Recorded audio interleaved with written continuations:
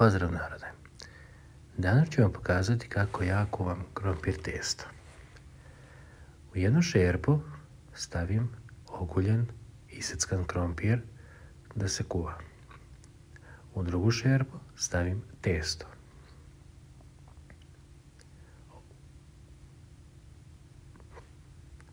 Kada se krompir skuva, iscedim i izniječim ga. Testo iscedim i ostavim dok krompir ne bude gotov. Kada izniječim krompir, dodajem testo,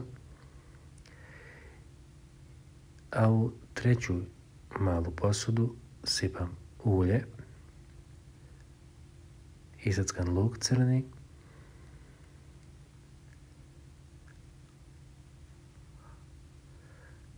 vegete po ukusu, ja stavim 3 kašikice kafene,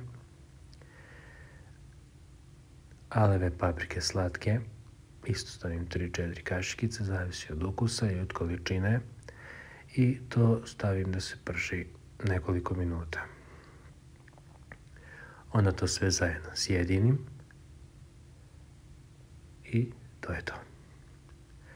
Like, subscribe, komentar. Ćao društvo!